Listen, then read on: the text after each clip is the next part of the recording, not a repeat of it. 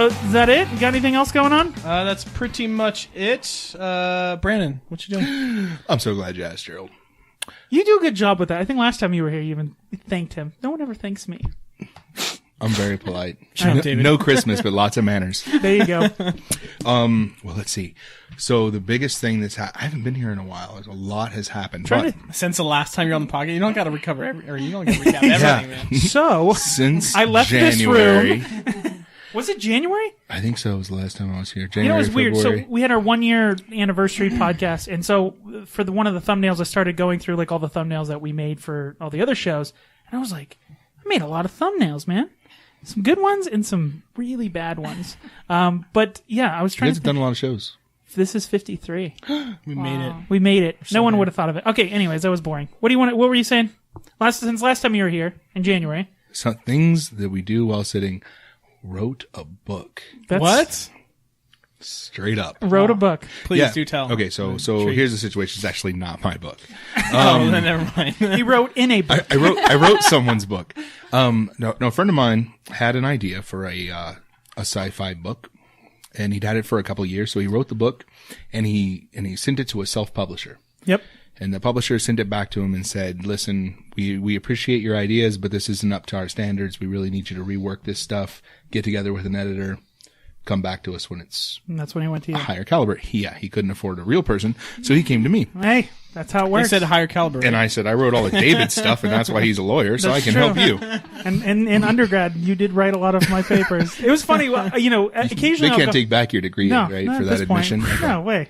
Probably should have checked that before. The funny thing about We helping got us, one over on you, UNR. That's right. No, we would spend more time deciding what we wanted to call the paper than actually yeah. writing the substance of the paper. Yeah, titles are important, especially in college. Professors love the witty titles. I specifically, so I had because I got to bring this up. We had a class called Hitler and the Constitution. It was the idea of how the U.S. Constitution and how Hitler came to power, and it was an interesting class. Oh, that's a whole class? There was a whole class Like a in chapter? undergrad. Okay. No, it was a whole class. So one of the things that we had to write about was about how Hitler destroyed a lot of famous works of art, despite the fact that he went to art school and flunked out. That's actually probably one reason. I suppose you don't like art once you get kicked out of art school. So I had to write this. Well, we wrote this whole essay about it, and then we spent forever going over what we were going to call it. One of them was called. What was? Oh, hold on. Now I got to think. I know they actually. I don't remember. No, I single do. one. The first one, we had two competing titles. The first one was, I don't know. I don't know if it's art, but I know what I like. Yes, I do remember that. That was We're one. heavy on the puns. All right, all right. It was a lot of fun. It was always fun. But we ended up going with to see or not see. Okay, that's good. That's good. That's good. But it was funny because I would always get the paper back, and at the top, I may not know they would art, just but I know they, what I like. Yeah, I'm hilarious. but at the top, she would write like clever, and then she'd give me like a C+ or something. Anyways, go ahead. So you were helping your. I do not write C+ papers, well, sir. Anyways, that was the part that I wrote. So maybe I wrote that one. So just a little catch up for everybody else. When David was in college, he would write these papers. Then he would come to me and he called me his Rumpelstiltskin. He gave me straw, and I spun it into gold for his classes. So I didn't do any of the research or any of the initial paper. I just took your information and gave you wings. Yeah, gave you wings. Nice. We were the Red Bull. We just sat down and we rewrote what you had already written into a better, finer, finished product. And that is kind of what I did with my buddy. So he gave me this book and I read it. I said, look, I think you have some good ideas. But the first half of his book was like 100 pages of exposition. Like it just didn't matter. So we had to get rid of all that. Took the second half of his book and we expanded it. We added a bunch of action and character development and all this stuff. And then he went back and he rewrote the chapters and then he sent them to me and then I rewrote them after he rewrote them. Right. So further. I call it, I was the inker. There you go. I'm a tracer. You're a tracer. Man, you trace. I had shadow and depth. Shadow and depth. That's exactly what I did. So what's the name of the book, by the way? You're burying the lead.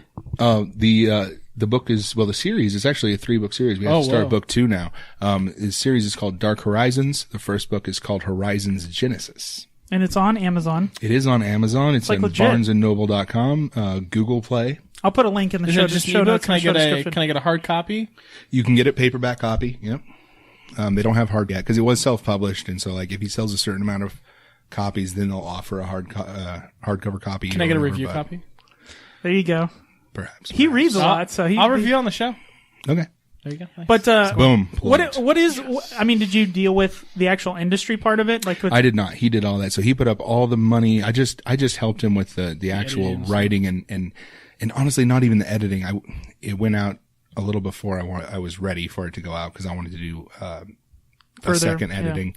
Yeah. I only got through like half the book, and then he wrote the second half without me. And you're like, we were supposed to add punctuation in the second edit. So I wonder if you could tell. No, like you're reading the book, you're like, oh god, like it just falls down or something. My biggest concern was that at some point you're going to tell this was like kind of written by two people, but he said his wife read it and couldn't tell where one stopped and the other began. So kind of like at one point with you stopped needing me because you figure out what you're doing, what your weaknesses are, and then you focus on those. Yeah. No, so after it took us a year just to get through the first half that I had worked out with him. So, and after I would finish a chapter, I'd send it to him, then he'd reread it, and then he would send it on. So I think it still needed some editing. So there might be some typos. Kayla found a few typos in the first couple pages, so I don't know how many are later in the book. But the book itself, you got to pass it through a spell check, right? Yeah, come on. Right. Step one. Come on. But the book itself, the story, I think is really good. The characters are amazing. I think it has a lot of potential. I can't wait to write book 2. But the most amazing thing that's going on right now is, I guess, in the wake of Star Wars and all the other sci-fi things that have been, all the comic movies that have come out. Sci-fi is just kind of in the forefront of the movie industry. Of course, you don't get put in a locker. Well, you might still, but people. Yeah, nerd is cool these days. Yeah, exactly. That's the point. Nerd is cool. Well, apparently, he's been, I don't know, not approached, but selected to be a part of a movie pitch fest. Yeah, there you go. It's going on in Hollywood in November. So, Universal, New Line, Bad Robot, like a bunch of these big names. There's like 8 major movie studios. That's got to be, I mean, there's a lot of like that green light project stuff that goes on. Because, I mean, at the end of the day, like, why not just take other people's ideas that don't have any money? Yeah. Right? I mean, you know what I mean? Well, but then you get sued. No, not take, but you know what I mean? You could pay them a lot less. Oh, yeah. Well, part of it is, I mean, if they had any of their own original ideas, they would stop remaking movies that are 10 years old. You know what I mean? That's not true. It's guaranteed money, though. I think it has a lot more to do with name recognition than, you know what I mean? Like, an example, Pete's Dragon. Disney just redid it, right? Yeah. The only two things that are the same is Stop screwing my childhood. No, but it's a good movie. It's a totally different movie. It's a totally different movie. But it's an original idea, quote unquote, with two characters that you know from a. Not just that, but the old movie wasn't that good. So. Whoa. Yeah, I don't. It was good for its time. It was. I we think got the other Disney movies right here. Yeah. That's a great song. No, the tunes were catchy. But it is. It's definitely like. He's too young. You don't know. Whatever. But that's what I'm saying. I think they could have called it anything, but they called it Pete's Dragon because people know Pete's Dragon. Right? Well, it had a green dragon. You're right, but there's no singing in it. There's a kid named Pete, and there's a dragon named Elliot, and that's it. Like that's the only things that are the same. And the dragon can be invisible. I suppose that's the third thing. Well. But I get what you're saying. If they had original ideas, but I mean think, that's the thing is right now they're scrambling for anything that might sell in that genre, especially. So, absolutely, and everything these days is a remake or, like you said, sequel, adaptation. But we got some unique new ideas. The main protagonist is a woman, which that's cool. Yeah, it doesn't happen a lot in sci-fi. So we're hoping to bring in a female audience, kind of appeal to. The sci-fi genre? Yeah, well, just to people that have been kind of underrepresented in sci-fi. Girls are really getting into that kind of stuff these days. No, that's huge. And they don't have a lot of heroines. Look at Star Wars. They did the same exact thing. They did do the same thing. We'd already started writing the book. We did not take that from Star Wars. Her name's We gotta Ray. have a Ray. Yeah. Her name's Ray. Rain. Boom. Done. Done. What is it, 30% difference or whatever? Exactly. Yeah, perfect. Anything else? I'm playing some games. Okay. Board games. Games are fun. So, when did you start playing board games? Before or after I got into the nonsense? I've been playing board games since I was a kid. No, but I mean like designer board games is what I'm saying. After? I would say after. I want credit is what I'm saying. Whatever. I want credit. No, David introduced us to a world of board games. And you guys are just as addicted as probably. Oh yeah, every time you come over, I got to buy a new game. Damn it. It's awesome. He's the most expensive friend I have. But no, we were playing Guillotine. That's that card game, right? Guillotine's a card game, so it's not even really a board game. It's a really simple game. That's the thing about the Card games are board games. Yeah, it's the thing. If it has cardboard or dice or luck or a board, Oh, well.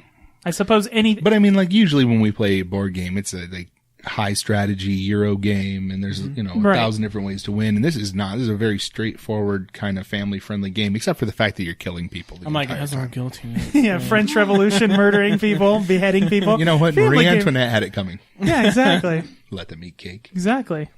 Is it any good? Yeah, it's fun. It's So how do you play it? I haven't played it yet. I think I've played it, but like in passing. I mean, how long does the game take? It's like 15, 20 minutes? yeah, It's a quick game. It's pretty. It's like a micro game, like Love Letter or Star Realms, kind Oh, of like okay. that. Okay. But is it? What do you? It feels like that, like in the video games when you have the little like micro games or whatever inside of A game inside a game. Minigame. Yeah, the mini games. That's what it feels like, because it really doesn't have the satisfaction of like a high strategy No, I board know. game or something like that. But it's a fun time passer. Because you guys play a lot of games together, right? So 2-player games and stuff like that. What are some of your guys' favorite games? Because I'm always interested now that I've introduced you to the hobby. Because you guys even like, I am always excited when I come over and you're like, let's play a new game, and I'm like, I've never even heard of this game. Like that's when you know like the Padawan has become the master. You know, it's like this is awesome. Like because you had me play. And sorry, I think it's called Ansari. yeah, It was nominated for Kennerspiel when it came out, but it's kind of a worker placement game, right? And it's kind of it is worker placement, but it's not pawns or meeples. Yeah. like most of your games, it's actually cards. So you use your cards as your workers, right? Your cards are your workers, but it has an interesting twist on worker placement where your workers are all color coded. Mm-hmm. And once somebody plays a certain color in that area, you can play another worker, but it has to match that color. So, Or you have to like spend a whole bunch of cards. right. You have to play like 2 cards in order to make up for any color. So you want to kind of get in there first, Right, control there's a race, certain yeah. aspects. Right. There's a area control You're portion speaking his to it. language. He hates worker placement, But you love area loves. control. Yeah. This would be right up the middle for you. Really? See, that's why I'm always. Does it have a take that mechanic? Because I like that too. Well, that's because of the color thing. Yeah. Oh, that's right. That's right. And then you're trying to ultimately you're trying to build these phallic towers, Nice. The person nice. with the longest tower wins. You know what I'm saying? just like in real life. Yeah. But you can kind of see what other people are building, so you do kind of have that kind of take that when you steal a color that you know someone is kind of trying to get. Because there are like 5 or 6 different colored temples that you can build. That people are building it. Yeah, and there are only a limited number of tiles on the board at a time. So if you see that Brandon's trying to get all the green ones, you can like snatch it. And yeah, That mechanic. It's fun. I like those kind of games because it's not player elimination. And then you can win in multiple different ways because it's not just the tallest tower; it's also who has the most towers. Right. yeah. So you can kind of go different ways with it. And it's easy. You know, it's easy to learn, but it's like difficult to master type of game. And there's like 4 rounds, and every round you count, like you count your totals and you move your points. So if you have like however many towers you have, you get points for that. And then some towers have little gold emblems, and you get an extra point for that. Extra point, yeah. It's just like a Trump tower. If you put gold on it, it's worth So- more. Second done. Trump announcement. Yeah. So you don't want to wait till the end to like build all your stuff. You want to get them out there as quickly as possible because every round you get points for that tower. Interesting. That's fun. It is fun. So you have to trick him. You have to say like it's an area control game. Worker placement. Because if you say worker placement, he's like, I'm done. I don't know why you don't like that. Because they're boring. No, they're not. Yeah. It's a Steve They like Carell worker movie. placement, I like right? Because Worker worker placement, placement is like worker placement, so I'm trying to get more points than you by the end of the game. So you're not really having a lot of interaction with the other players. That's boring. That's I guess yeah. There's some games that are like build your I'm own not saying farm. every single, but you know what I mean. No, but like you're saying the only player interaction is the race for a spot. Yeah. And you want to hit somebody over the head Oh with. yeah. See that? Mainly you. Yeah. Anytime we play a game, we immediately I think the only time is we played a Game of Thrones, but we were on each end of the map. So we couldn't. We couldn't. We were like, I still found out ways to impact you. he was making deals with the people next to me. He's like, I'll give you He does everything the same thing to me. Yeah. immediately. And then we both end up, we never win, by the way, because we were busy attacking. As long as Because you I forget about little Alyssa who's just sitting there. yeah, she's just like, let them fight. I don't care. My goal is just to do better. better than you. Like I don't care. If I Right, win. exactly.